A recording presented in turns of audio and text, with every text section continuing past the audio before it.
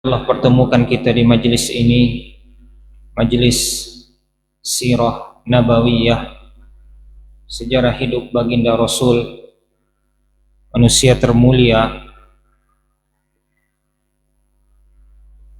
yang mana ini merupakan sesi kedua atau majelis yang kedua. Pada majelis sebelumnya kita membahas tentang urgensi atau pentingnya mempelajari kehidupan baginda Rasul sallallahu alaihi wasallam,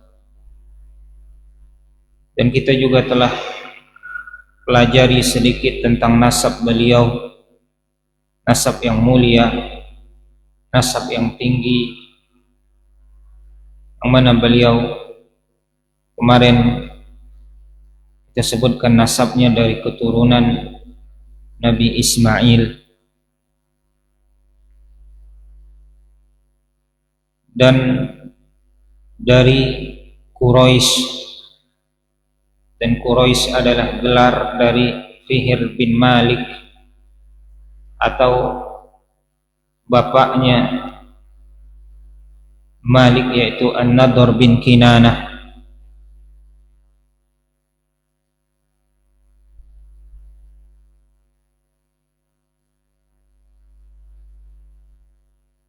Dan orang-orang yang kita sebutkan kemarin,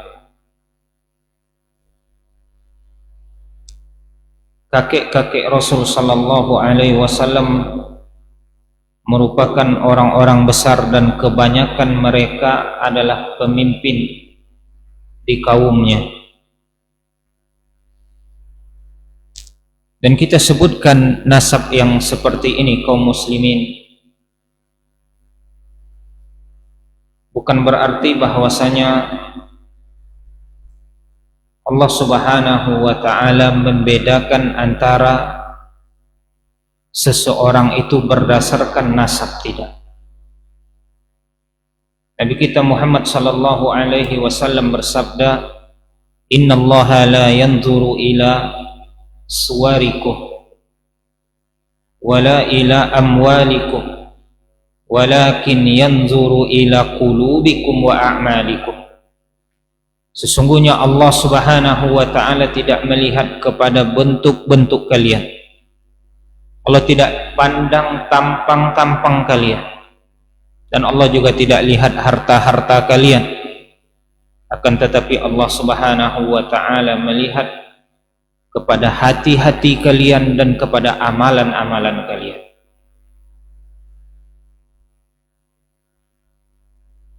Namun kita juga mesti mengetahui bahwasanya para ulama bersepakat, sebagaimana yang disebutkan oleh Syekhul Islam Ibnu Taimiyah, sepakat para ulama bahwasanya suku bangsa yang paling mulia di permukaan bumi ini adalah bangsa Arab. Ini secara jenis, Pak.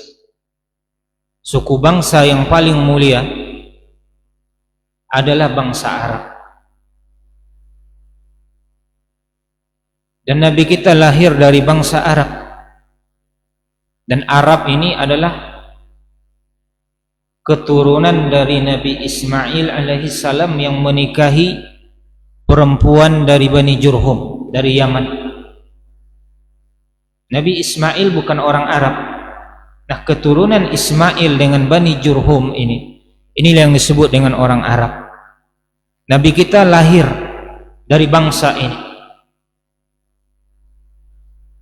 Dan sebagaimana yang disebutkan oleh Syekhul Islam Ibnu Taimiyah bahwasanya dari sisi jenis bahwasanya suku bangsa Arab ini lebih mulia dibandingkan dengan suku bangsa lainnya di muka bumi ini.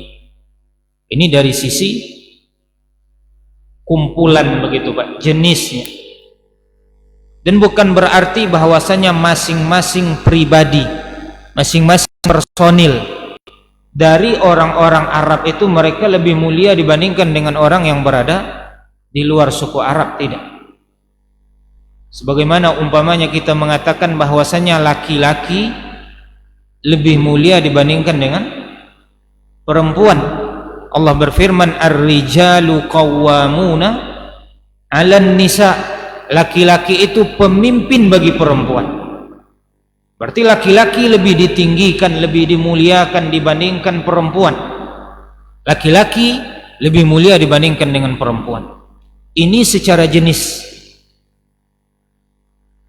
Dan bukan berarti bahwasanya setiap laki-laki dia lebih mulia daripada perempuan. Umpamanya Asiyah, istrinya Fir'aun, imra'atu Fir'aun. Asiyah adalah seorang wanita, seorang perempuan. Dan suaminya Fir'aun seorang laki-laki. Mana yang lebih mulia Asiyah dibandingkan dengan Fir'aun? Bahkan seujung kukunya Asiyah jauh lebih mulia dibandingkan dengan Fir'aun, walaupun Fir'aun jumlahnya sebanyak bumi ini, atau dia memenuhi bumi ini. Asiyah jauh lebih mulia. Nah begitu juga dengan orang Arab, dari segi jenisnya secara kesatuan keseluruhan, bahwasanya suku bangsa Arab ini dia lebih mulia dibandingkan dengan suku bangsa lainnya. Namun kita meyakini bahwasanya inna akramakum indallahi atqakum. Nabi kita mengajarkan ketika haji wada, Nabi kita mengatakan bahwasanya kullukum min Adam wa Adam min turab. Setiap kalian dari Adam dan Adam dari tanah. Tidak ada kelebihan orang yang berkulit putih dibandingkan dengan orang yang berkulit hitam. Tidak ada kelebihan orang Arab dibandingkan dengan orang Ajam, dengan orang luar Arab. Tidak ada kelebihan umpamanya orang-orang yang berambut lurus dengan orang yang berambut keriting. Tidak ada kelebihan orang yang bola matanya lebar dibandingkan dengan orang yang bermata sipit. Semuanya sama. Namun yang membedakan kita di mata Allah Subhanahu wa taala adalah inna akramakum indallahi atqakum. Sesungguhnya yang paling mulia di antara kalian di sisi Allah adalah yang paling bertakwa. Nah, ada orang-orang, sebagian orang-orang mereka berpemikiran sesuai dengan pikiran Abu Jahal dan Abu Lahab, fanatik kesukuan. Dan orang-orang yang bukan dari sukunya dianggap lebih rendah dari dia. Nah, ini bukan dari ajaran Islam. Yang ngocu sama ngocu aja. Itu kan ini ndak orang ngocu lah. Ndak dokekna aja nyo. Beda-beda kelas yang bawa orang ngocu bawanya. Atau orang Minang bawanya. Dia menganggap lebih tinggi kelasnya dibandingkan yang lain. Pariaman semua piaman aja kawan. Atau Batak, sama-sama Batak. Maka ini pernah terjadi yang Ansor pernah mengatakan bahwasanya mereka menyebut nama suku. Maka Nabi kita marah. Ada'wal jahiliyati wa ana baina azhurikum, kata Nabi kita. Apakah kalian akan saling panggil memanggil, saling seru menyeru dengan nama-nama jahiliyah, sementara saya ada di antara kalian? Minang, Minang. Kemari Minang, suka Minang. Ongocu, kemai. Bapak. Ongocu sisiko jo. Minang, maka ini tidak dibolehkan. Yang Jawa mana Jawa? Jawa aja tidak. Tidak ada perbedaan antara Jawa, Ocu, Minang, Melayu atau yang lain. Namun kita menyebutkan suku Nabi ini atau nasabnya Rasul sallallahu alaihi wasallam agar kita mengetahui bahwasanya nasab Nabi juga adalah nasab yang tinggi, nasab yang mulia. Nanti kita akan mengetahui bagaimana kakek-kakek Rasul sallallahu alaihi wasallam, kebanyakan mereka adalah pemimpin di zamannya. Pemimpin di zamannya. Orang bukan mulia karena nasabnya, bukan karena sukunya, bukan karena dia dari keturunan bangsawan, bukan karena dia berdarah biru. Kalau seandainya suku yang membuat orang mulia, maka pastilah Abu Lahab jauh lebih mulia daripada Salman Al-Farisi. Makanya seorang penyair mengatakan, la'amruka mal mar'u illa bidinihi fala tatrukit tuqa wa tattakil 'alan nasabi walaqad rafa'al islamu Salman Al-Farisi wa wada'a syirku asy-syaqiyya Aba Lahabi.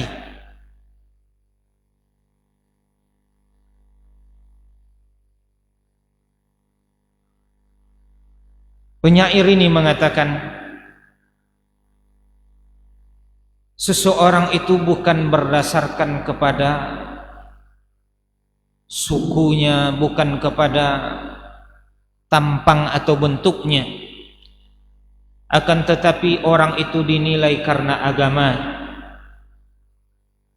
La'amruka mal mar'u illa bidinihi. Tidaklah seseorang itu dinilai kecuali karena agama. Fala tatrukit tuqa wa tattakil 'alan nasabi.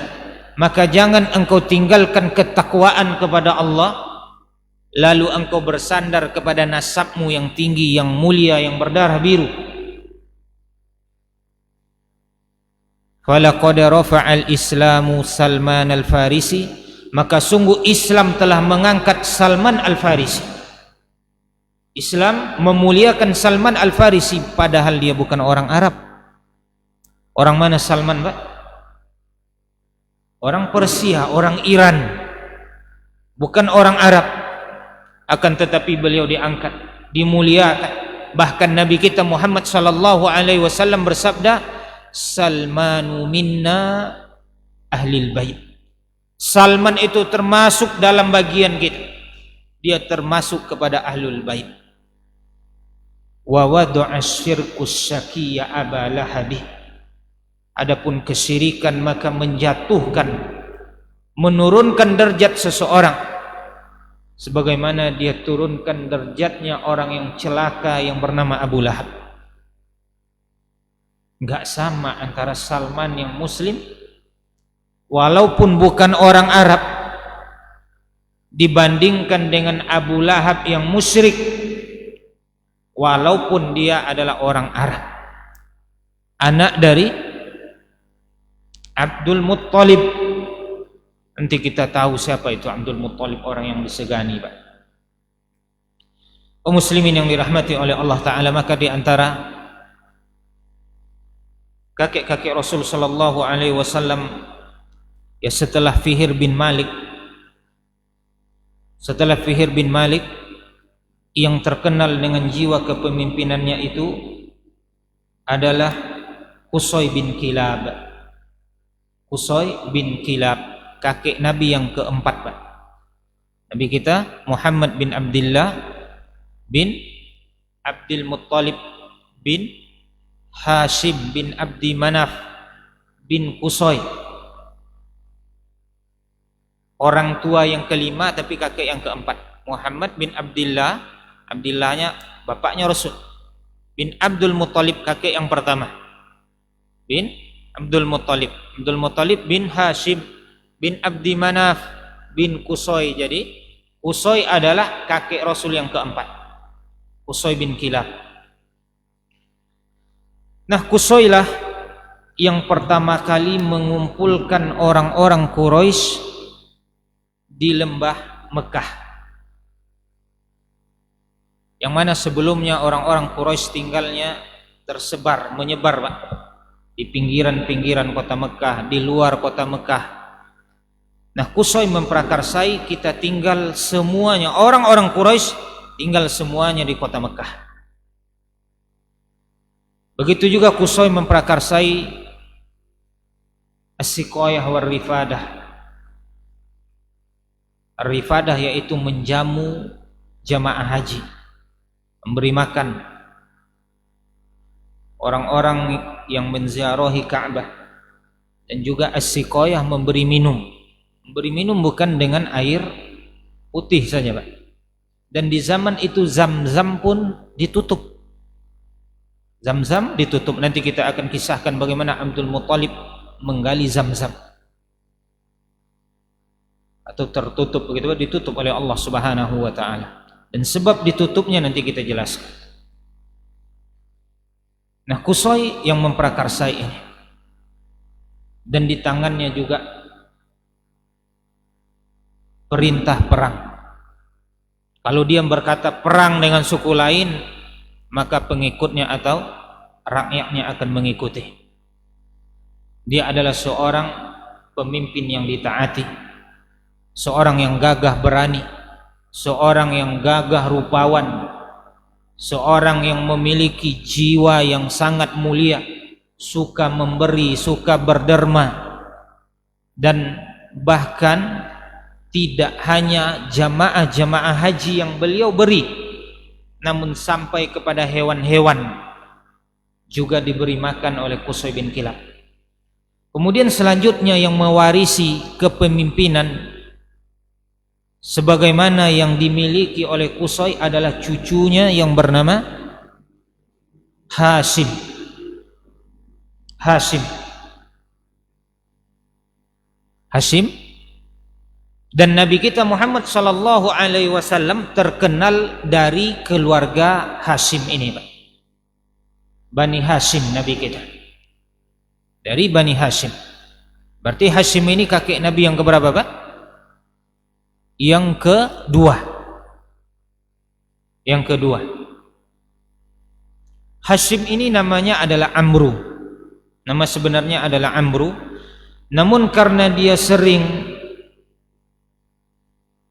membagi-bagi roti, dia bagi roti ini menjadi kecil-kecil, kemudian dia bagikan kepada hewan-hewan, dia bagikan kepada jamaah haji.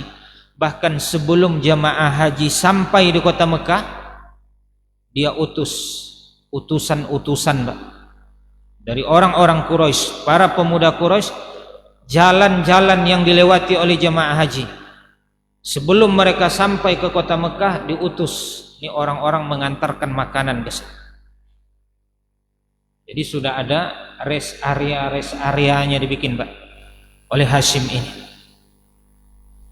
Dan Hashim juga yang memprakarsai perjalanan dagangnya orang-orang Quraisy, yaitu rihlatasy syita was-saif yang Allah sebutkan di dalam surat Quraisy. Ini diprakarsai oleh siapa namanya? Hashim. Kakek Nabi sallallahu alaihi wasallam, kakek yang kedua, bapaknya dari Abdul Muttalib. Beliau memprakarsai perjalanan dagang ketika musim panas, berdagang ke daerah utara yaitu Syam, dan ketika musim dingin berdagang ke daerah selatan yaitu ke Yaman. Karena di Arab atau karena di Mekah mereka nggak ada lahan pertanian, nggak sama dengan Madinah, dengan Yathrib. Adapun Yathrib maka daerahnya subur, air banyak mengalir, di situ banyak pohon-pohon atau kebun-kebun kurma. Sementara di Makkah maka daerahnya tandus, air susah. Mereka tidak mengenal yang namanya lahan pertanian di Mekah. Maka mereka berdagang. Ada di antara mereka yang bikin tombak, bikin saif, suyu, bikin pedang, bikin pisau, dan yang sejenisnya, bikin senjata. Ada. Kalau di kita sekarangnya mungkin semacam apa tuh, Pak? Industrinya. Namun industri mereka bisa dikatakan industri rumah tangga atau industri suku. Dan itu yang mereka jual, itu yang mereka dagangkan. Dan barang-barang lainnya mereka beli kain, nanti mereka celup, mereka warnai. Mereka bikin pakaian dan nanti dijual. Dan terkadang mereka beli pakaian di luar sana, mereka bawa ke kota Mekah dan lain-lain. Intinya Hashim bin Abdi Manaf bin Qusay memprakarsai untuk agar kehidupan orang-orang Quraisy ini lebih baik. Dia prakarsai perjalanan dagang ketika musim panas ke daerah Syam dan ketika musim dingin ke daerah Yaman ke selatan. Beliau adalah pemimpin yang ditaati oleh kaumnya. Orang-orang hormat dengan Hashim karena dia bertanggung jawab, memiliki sifat yang berani. Dan Hashim juga mendirikan suatu gedung yang disebut dengan Darun Nadwah. Di situ tempat mereka bermusyawarah, membicarakan maslahat-maslahat, kebaikan-kebaikan tentang kaumnya, tentang kabilah, tentang sukunya. Bahkan tidaklah dilakukan suatu pernikahan, tidak terjadi ijab dan qabul kecuali di Darun Nadwah. Dan tidak dibelangsungkan musyawarah-musyawarah yang besar, yang penting, seperti umpamanya apakah akan berperang atau tidak melawan suku lain, kecuali itu dibicarakan di Darun Nadwah. Kaum muslimin yang dirahmati oleh Allah Ta'ala, pada suatu hari disebutkan dalam kisahnya, Hashim melakukan perjalanan dagang ke daerah Syam. Kemudian sesampai di Yathrib, di Madinah sekarang, beliau beristirahat beberapa hari. Kemudian yang namanya pedagang tentu mereka memiliki link, kenalan sini sana. Tentu dia nggak diam-diam aja begitu, Pak. Bercerita, berbicara dengan penduduk kota Madinah tersebut. Akhirnya Hashim menikahi perempuan Yathrib yang bernama Salma binti Amr dari Bani Adi, dari suku Najjar di kota Madinah tersebut. Jadi tinggallah Hashim beberapa hari membina rumah tangga dengan istrinya yang baru yang bernama Salma. Kemudian setelah itu dia lanjutkan perjalanan dagangnya ke daerah Syam.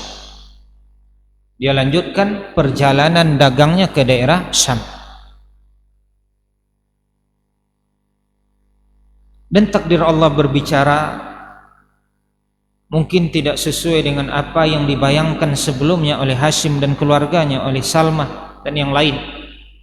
Ternyata ajalnya datang ketika dia berada di daerah Syam, tepatnya di daerah Gaza gitu, Pak. Meninggal dia di sana. Sampai berita kematiannya ke Mekah dan ke kota Madinah, ke Yathrib. Dan ternyata ketika itu Salma sedang hamil anak dari Hashim. Nah, singkat cerita, Salma melahirkan anaknya. Namun anehnya ketika anak ini lahir, terdapat di rambutnya ini uban, ada rambut putih begitu, Pak. Maka Salma menamakan anaknya ini dengan Syaibah. Syaib itu artinya uban. Syaibah berarti orang yang beruban. Kenapa dinamakan dengan Syaibah? Ya karena lahirnya langsung bawa uban, langsung bau ubannya lagi ya gitu, Pak. Maka dinamakan Syaibah. Kemudian singkat cerita, Syaibah tumbuh dia. Akhirnya sampai dia berumur 7 atau 8 tahun. Nah, ketika itu didengar oleh saudara-saudara Hashim yang ada di kota Mekah bahwasanya Hashim memiliki anak di kota Madinah. Jadi nggak pernah dengar sebelumnya, Pak. Sebelumnya saudara-saudara Hashim yang ada di kota Mekah tidak mengetahui bahwasanya ketika melakukan perjalanan dagang ke Syam, ternyata Hashim sempat-sempatnya menikah di Yasrib dan melahirkan, istrinya melahirkan seorang anak laki-laki, dan orang Arab sangat senang, sangat bangga kalau mendapatkan anak laki-laki. Maka akhirnya ketika mereka dengar sampai juga berita itu, ternyata Hashim memiliki anak, sampai berita itu ke kota Mekah, akhirnya salah seorang dari saudara Hashim melakukan perjalanan ke daerah Yasrib untuk menjemput anak tadi. Hashim ini dia memiliki saudara 3, Pak.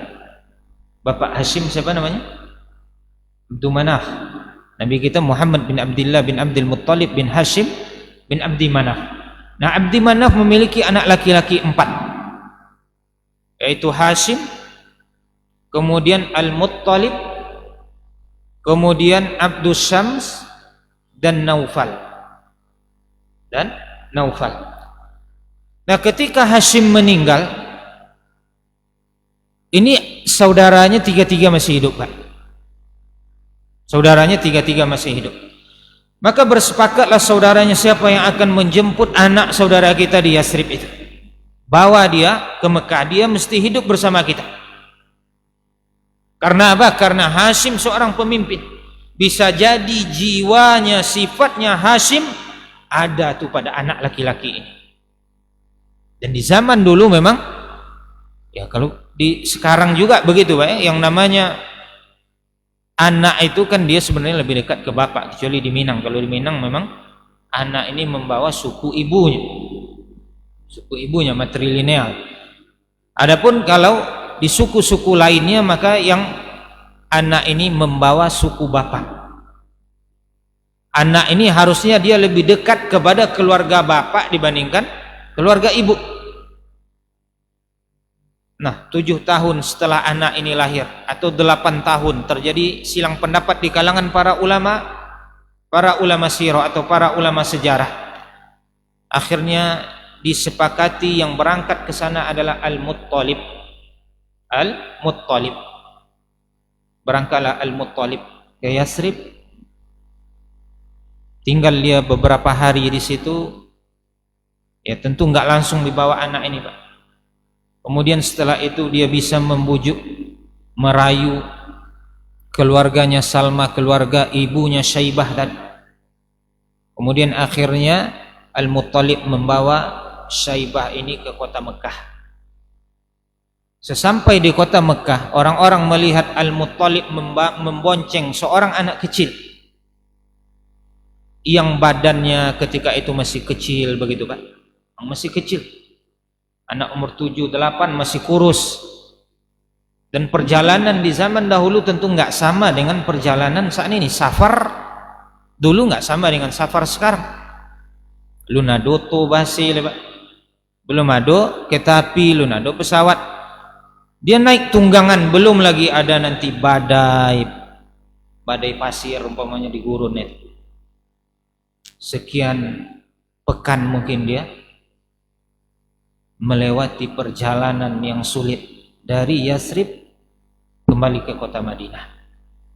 Pakaiannya sudah lusuh, mukanya mungkin sudah penuh dengan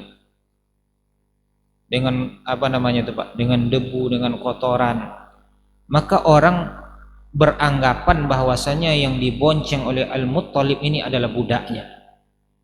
Maka orang-orang kota Mekah mengatakan Abdul Muttalib katanya. Oh, itu budaknya Muttalib, itu budaknya Muttalib. Karena apa? Karena bentuknya udah kayak budak, nggak bersih. Padahal dia adalah orang yang merdeka.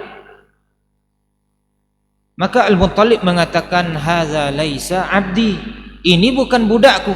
Ini anak saudaraku Hashim. Namanya siapa tadi? Syaibah. Namanya Syaibah ini.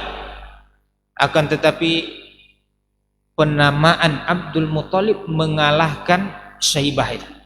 Syaibah enggak cocok kata orang. Udah Abdul Muttalib aja. Akhirnya laki-laki ini terkenal dengan nama Abdul Muttalib, budaknya Al-Muttalib. Budaknya Al-Muttalib, padahal enggak. Al-Muttalib ini siapanya, Pak? Pamannya. Pamannya Abdul Muttalib atau pamannya Syaibah ini. Kemudian Abdul Muttalib tumbuh di kota Mekah,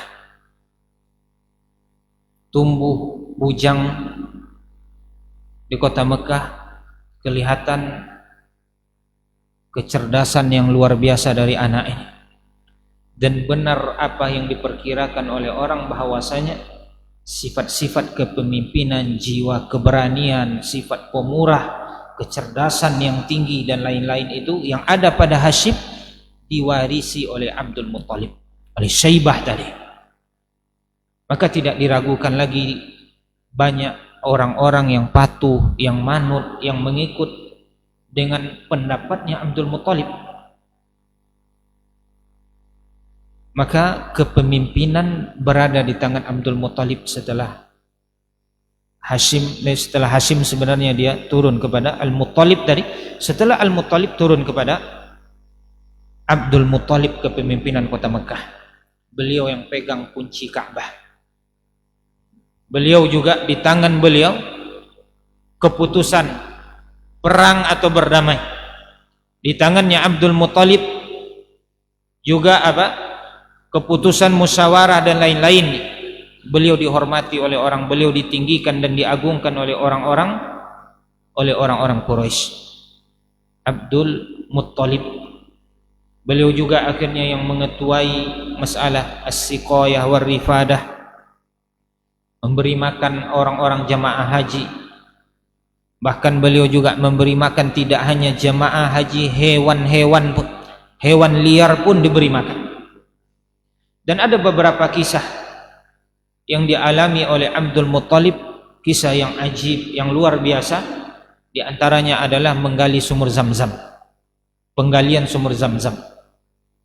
Sebutkan bahwasanya suatu malam Abdul Muttalib bermimpi, disuruh dia ihfir, katanya apa? Barrah. Ihfir barrah, galilah olehmu barrah. Wamal barrah, katanya apa itu barrah? Kata Abdul Muttalib bertanya. Kemudian hilang, putus mimpi. Malam kedua mimpi lagi. Di malam kedua datang lagi orang itu, kemudian mengatakan kepadanya, galilah sumur. Sumur yang mana? Kemudian akhirnya orang itu pergi lagi, terputus mimpinya Abdul Muttalib dan dia penasaran. Pada malam ketiga disebutkan ihfir Zam-Zam, galilah olehmu Zam-Zam. Zam-Zam yang mana? Apa itu Zam-Zam? Kata Abdul Muttalib. Kemudian disebutkan Zam-Zam disebutkan tempatnya oleh makhluk yang dilihat oleh Abdul Muttalib di dalam mimpi. Kita mengetahui bahwasanya Zam-Zam itu awal munculnya di zaman siapa, Pak? Zaman Ismail. Nah, Ismail alaihi salam.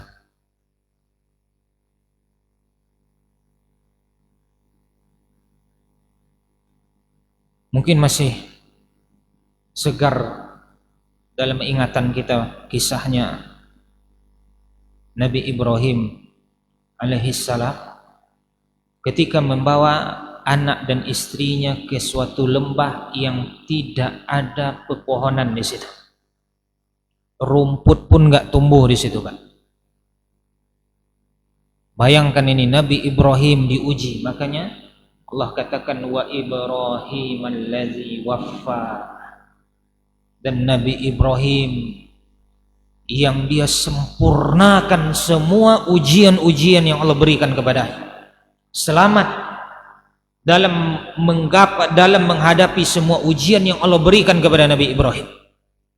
Dia sempurnakan semua tugas-tugas dan amanah. Lama Nabi Ibrahim, Pak, mendapatkan anak, diberikan anak oleh Allah. Pengennya luar biasa, pengen dapat anak luar biasa. Sampai udah umur tua, udah tua sekali. Namun Nabi Ibrahim enggak berhenti berdoa, Rabbi habli minas solihin. Rabbi habli minas salihin, ya Allah beri hamba anak keturunan yang soleh, ya Allah beri hamba anak keturunan yang soleh. Sudah tua nanti, istri pun sudah mandul, baru Allah berikan ketika itu. Bersabar Nabi Ibrahim. Makanya ketika datang hal ataka, apa kata Allah dalam surat Az-Zariyat, hal ataka hadisu dhaifi Ibrahim al-mukramin izdakhalu alaihi faqalu salama qala salamun qaumun munkarun. Kemudian apa? Faragha ila ahlihi fajaa bi'ijalin samin faqarrabahu ilaihim qala ala ta'kulun. Maka telah datang kepada kalian berita tentang tamu-tamunya Nabi Ibrahim, yang mana Nabi Ibrahim enggak tahu itu siapa, Pak. Tamu ini enggak dikenal, wajahnya enggak dikenal, orang asing, orang yang gharib. Namun mereka mengucapkan salam bertamu kepada Nabi Ibrahim, dan Nabi Ibrahim jawab salam. Salamun qaumun munkarun, kata Nabi Ibrahim, namun kalian ini kaum yang enggak dikenal. Aku enggak kenal kalian. Walaupun enggak kenal, namun Nabi Ibrahim faragha ila ahlihi fajaa bi ijalin samin. Beliau alaihi salam berangkat ke keluarganya, kemudian dia sembelih anak sapi, dimasak, dipersembahkan untuk tamu-tamunya tadi. Ternyata tamu-tamunya itu tidak makan, Mbak. Maka mulai khawatir Nabi Ibrahim ini siapa? Fa'aujasa minhu khifah. Qala ala ta'kulun. Mulai Nabi Ibrahim takut. Kemudian Nabi Ibrahim berkata kepada mereka, kok kalian enggak makan? Kok kalian enggak makan? Ini mau apa ke sini? Kok enggak makan? Maka mereka mengatakan apa? La takhaf wa basyaruhu bi gulamin alim. Ini menjadi syahid. Jangan engkau takut. Lalu tamu-tamu tadi memberikan kabar gembira kepada Nabi Ibrahim dengan seorang anak yang alim. Dengan seorang anak yang alim. Maka datang istri. Fa aqbalat imra'atuhu fas'a fi sarratin fasakkat wajhaha wa qalat ajuzun akim.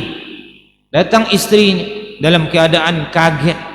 Kemudian dia mengatakan, ini udah orang mandul, udah tua kali, udah mandul. Kemudian dia mengatakan apa? Tamu-tamu tadi mengatakan, qalu kadzalika qala rabbuki. Begitu ya? Qalu kadzalika qala rabbuki innahu huwal alimul hakim. Demikianlah Rabbmu mengatakan, kalau punya anak, kata Allah, kalian akan punya anak. Sesungguhnya Allah Maha mengetahui lagi Maha bijaksana. Allah yang tahu kapan layak engkau punya anak. Tua, Pak, dapat anak Nabi Ibrahim. Dan setelah mendapatkan anak, lahir Ismail alaihi salam, Allah suruh agar Nabi Ibrahim menaruh anaknya ini dan istrinya Hajar, Pak, ditaruh di suatu lembah yang jauh itu, Pak. Mereka di Filistin, daerah Syam di Filistin. Disuruh anaknya bersama istri ditempatkan di suatu lembah ghairi dzi zar'in. Tidak ada tumbuhan di situ. Enggak ada pepohonan, rumput pun enggak tumbuh ketika itu.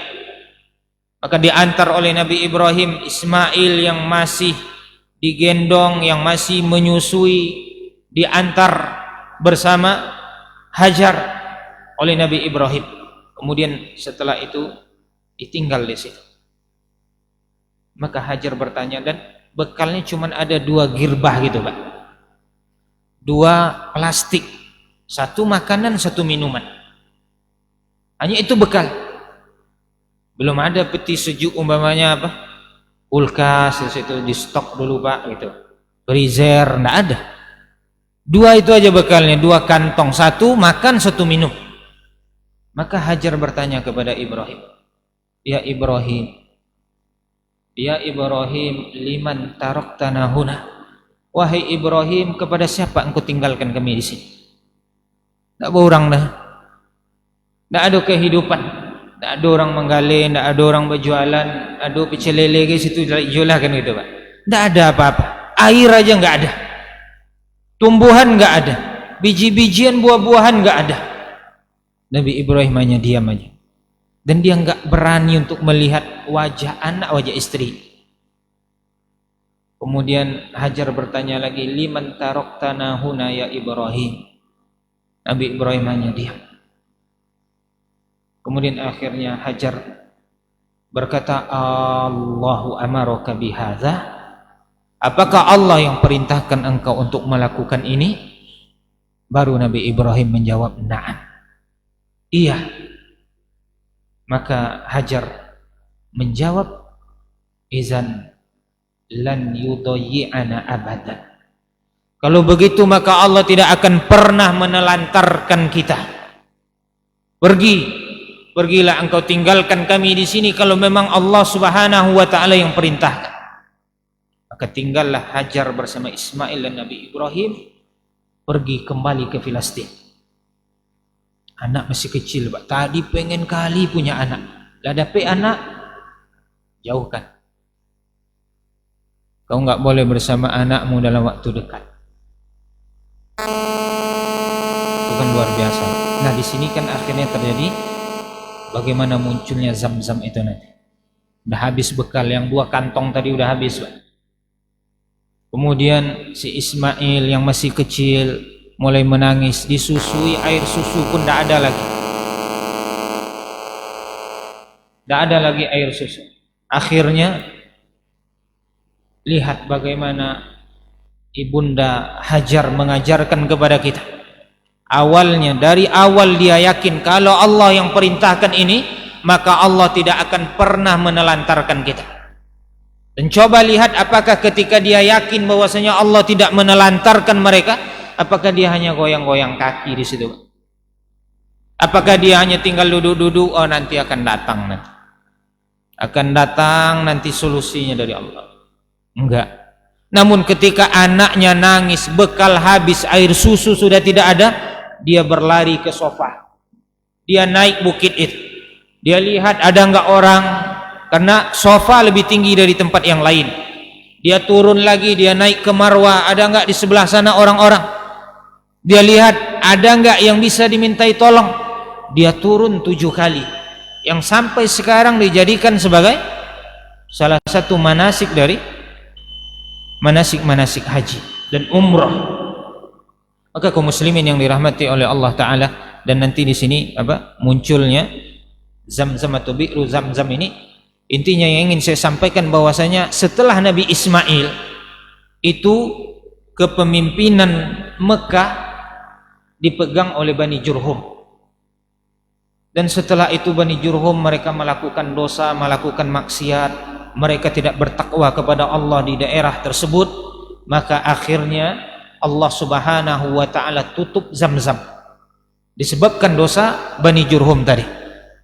Nah setelah itu, setelah dia ditutup, baru nanti bisa dibuka lagi lewat mimpinya. Siapa tadi ini Pak? Kita kembali ke cerita awal. Siapa yang bermimpi tadi? Abdul Muttalib, yang nama aslinya adalah Syaibah. Sampai di sini dulu kayaknya kaum muslimin yang dirahmati oleh Allah Ta'ala. Banyak maaf atas segala kekurangan, yang benar dari Allah semata, yang salah yang keliru datang dari kelemahan dan keterbatasan ilmu ana.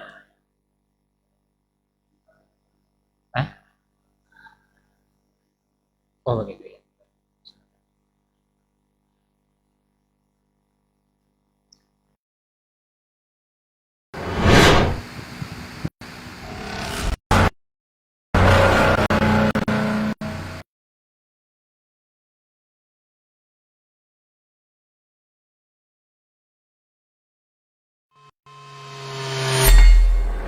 Di para sahabat itu, kaum muslimin, yang terbayang bagi mereka itu adalah infak, yang terbayang bagi mereka adalah sebuah kebahagiaan, keselamatan di akhirat yang kekal dan abadi di sisi Allah Tabaraka wa Ta'ala.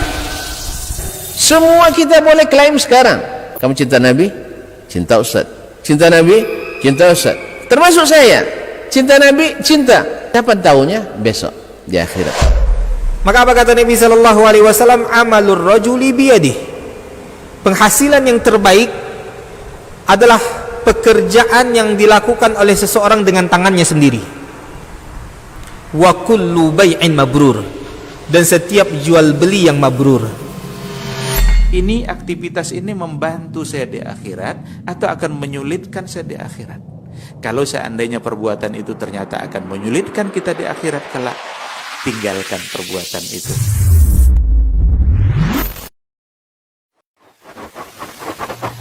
Barometer amal kita saleh tak salehnya di salat kita. Bila salat kita ikhlas dan sesuai dengan sunnah Nabi SAW, maka insya Allah amalan yang lain mengikuti. Ini aktivitas ini membantu saya di akhirat atau akan menyulitkan saya di akhirat? Kalau seandainya perbuatan itu ternyata akan menyulitkan kita di akhirat kelak, tinggalkan perbuatan itu. Anta ni'mal jund. Kamu adalah sebaik-baik prajurit. Coba lihat. Kamu adalah sebaik-baik prajurit. Maka tujuannya adalah menghancurkan kehidupan rumah tangga.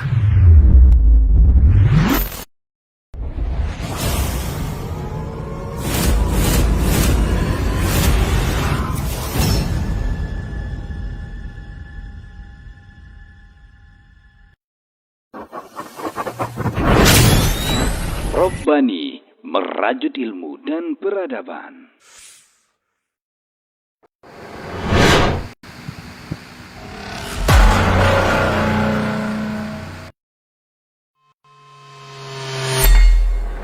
Di para sahabat itu, kaum muslimin, yang terbayang bagi mereka itu adalah infak. Yang terbayang bagi mereka adalah sebuah kebahagiaan, keselamatan di akhirat yang kekal dan abadi di sisi Allah Tabaraka wa Ta'ala. Semua kita boleh klaim sekarang. Kamu cinta Nabi? Cinta Ustaz. Cinta Nabi? Cinta Ustaz. Termasuk saya. Cinta Nabi? Cinta. Kapan tahunya? Besok di akhirat. Maka apa kata Nabi sallallahu alaihi wasallam? Amalur rajuli biyadih. Penghasilan yang terbaik adalah pekerjaan yang dilakukan oleh seseorang dengan tangannya sendiri. Wa kullu bai'in mabrur, dan setiap jual beli yang mabrur. Ini aktivitas ini membantu saya di akhirat atau akan menyulitkan saya di akhirat? Kalau seandainya perbuatan itu ternyata akan menyulitkan kita di akhirat kelak, tinggalkan perbuatan itu.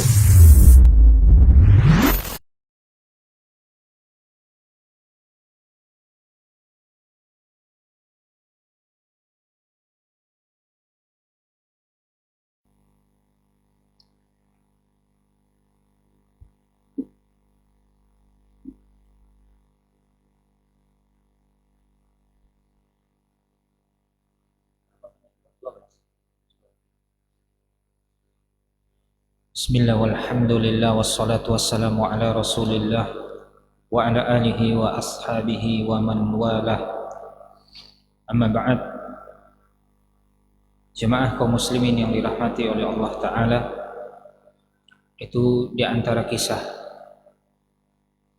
yang dialami oleh Abdul Muttalib. Jadi beliau bermimpi untuk menggali sumur Zam-Zam yang telah ditutup oleh Allah Subhanahu wa Ta'ala karena dosa-dosa yang dilakukan oleh orang-orang dari Bani Jurhum setelah peninggalan Nabi Ismail alaihissalam. Dan ketika Abdul Muttalib menggali sumur Zam-Zam tadi, maka mulailah orang-orang Quraisy menentangnya. Orang-orang Quraisy ingin mengambil alih sumur Zam-Zam ini dari Abdul Muttalib. Dan Abdul Muttalib mengatakan, tidak, ini sumur-sumur saya. Saya yang gali, saya yang temukan. Ini milik saya. Namun ternyata bani-bani yang lainnya dari suku Quraisy ini menentang Abdul Muthalib dalam masalah ini, padahal Abdul Muthalib pemimpin. Beliau adalah ketuanya suku Quraisy. Namun suku-suku yang lain dari Bani Abdis Syam termasuk, padahal Abdus Syam ini adalah pamannya. Abdus Syam dari diantaranya siapa dari Abdus Syam ini, Pak? Abu Sufyan ini dari Abdus Syam.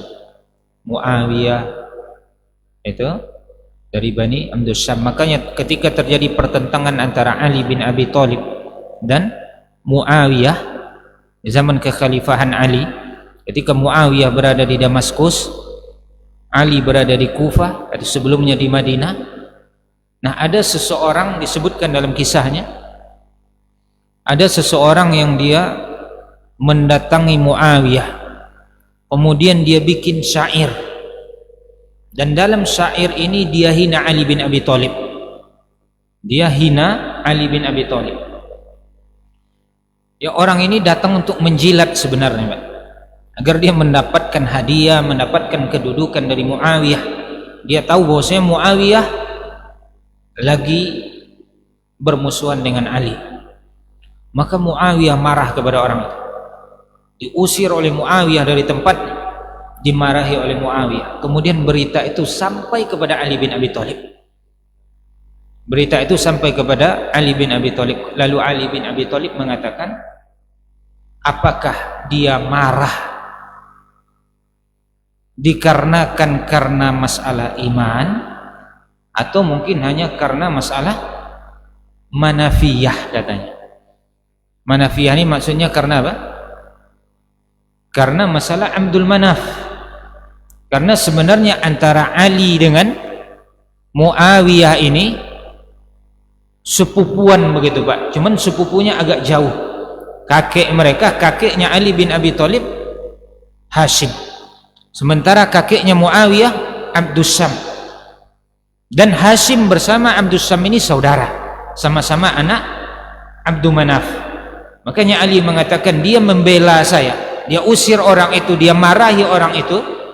Apakah karena masalah manafiyah aja, karena saya sama dia adalah sepupuan jauh, kakek kita sama, atau dia gara-gara iman, gara-gara Islam, atau karena apa, kata Ali bin Abi Thalib.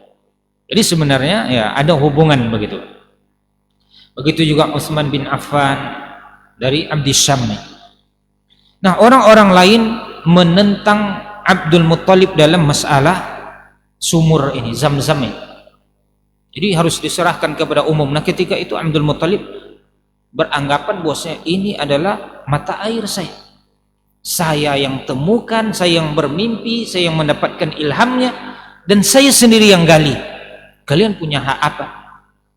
Namun karena semuanya berkumpul, akhirnya Abdul Muthalib tidak memiliki daya dan upaya untuk melawan mereka. Akhirnya Abdul Muthalib bernazar, kalau seandainya Allah berikan saya 10 orang anak laki-laki, dan 10-10-nya ini sampai besar, menjadi jagoan semua, dan mereka berusaha untuk menjadi tentara saya, berusaha untuk membentengi saya, melindungi saya, menjadi tameng bagi saya dari orang lain, tidak seperti saat ini, maka saya akan sembelih salah satu dari mereka. Dan memang Allah takdirkan nantinya Abdul Muthalib memiliki anak laki-laki itu 10, Pak. 10 orang anak laki-laki Abdul Muthalib. Maka sebagai seorang yang gentleman, begitu mungkin bahasa sekarangnya, Pak, dia pemimpin, dan dia memang adalah orang yang tidak hanya sekedar berkata, namun dia juga amalkan perkataan itu. Perkataannya seorang yang gentleman tidak akan dijilat lagi. Maka ketika anaknya besar 10-10 dan dia merasa kuat dengan keberadaan anak laki-laki yang 10 ini, maka dia jalankan nazarnya tadi. Akhirnya 10 anak itu di Qur'ah, Pak, diundi siapa yang akan disembelih. Ketika diambil undiannya ternyata pilihan jatuh kepada Abdullah. Abdullah, anaknya Abdul Muttalib yang paling disayangi. Dan orang-orang Quraisy pun sangat sayang, sangat senang, sangat suka dengan Abdullah. Di antara anak Abdul Muttalib yang 10 itu yang laki-laki, yang paling disukai oleh orang-orang Quraisy Abdullah. Maka akhirnya apa yang harus dilakukan? Kalau Abdul Muttalib, dia harus jalankan ini. Saya telah bernazar dan saya telah undi. Keluar Abdullah, ya udah Abdullah. Dia mau sembelih. Namun datang nanti paman-pamannya Abdullah. Datang paman-pamannya. Datang pemuka-pemuka Quraisy yang lain mengatakan kalau Abdullah jangan, enggak usah engkau sembelih. Jadi bagaimana solusinya? Akhirnya didatangi orang yang ahli ibadah. Kemudian kata orang yang ahli ibadah ini, diundi antara Abdullah dan unta, begitu Pak, dan unta dengan jamal diundi. Kemudian diundi antara Abdullah dan, ya dia pakai anak panah begitu Pak. Kemudian terambil Abdullah, masih Abdullah. Maka ahli agama tadi mengatakan tambah 10 ekor unta lagi. Kemudian diundi lagi, diambil masih Abdullah, tambah 10 ekor unta, tambah 10 ekor unta, sampai akhirnya untanya 100. Baru pas undian yang untanya udah sampai 100, baru keluar unta. Undiannya baru unta. Maka disembelih semua unta ini, dibagikan kepada 100 ekor unta, dibagikan kepada fakir miskin penduduk Mekah itu. 100, banyak duitnya, entah berapa itu, miliaran itu, bukan jutaan tuh, miliaran itu duitnya. 100 ekor unta disembelih, dibagikan kepada orang-orang miskin daerah tersebut. Jadi yang Abdullah terselamatkan dengan disembelihnya unta-unta tadi. Makanya Nabi kita Muhammad sallallahu alaihi wasallam dijuluki dengan apa? Ibnu Zabihatain wal Mufdayain, gitu. Itu anak dua orang tua yang disembelih dan anak dua orang yang ditebus. Yang disembelih maksudnya Ismail dan Abdullah tadi, harusnya disembelih kan begitu. Adapun Ismail, siapa yang bermimpi untuk menyembelihnya Pak? Nabi Ibrahim alaihissalam bermimpi, ya bunayya inni ara fil manami anni azbahuk, wahai anakku, sesungguhnya aku melihat dalam mimpiku bahwasanya aku menyembelih. Dan mimpi seorang nabi adalah hak, adalah benar, dia adalah wahyu, dia bukan permainan. Panzur madza tara, kemudian ditebus dengan sebuah domba yang sangat besar. Dan Abdullah bin Abdul Muttalib juga harusnya disembelih. Karena apa? Karena nazarnya Abdul Muttalib. Maka disebut dengan Ibnu Zabihatain wabnul Mufdayan, dan anak dua orang yang ditebus dengan domba yang besar, dan ini ditebus dengan 100 ekor unta. Dan akhirnya diat yang seperti ini namanya, ya, diambil juga, bahkan ditetapkan di dalam agama kita. Kalau ada seseorang membunuh orang lain, dibunuh nih Pak, orang lain dibunuh, baik itu dengan sengaja atau tidak sengaja dibunuh, maka diatnya Pak, kalau enggak sengaja ya diatnya ya 100 ekor unta. Kalau dia sengaja maka dia dikisos. Namun kalau keluarga yang terbunuh memaafkan dan dia mengatakan enggak usah dikisos, bayar diat aja, maka diatnya 100 ekor unta.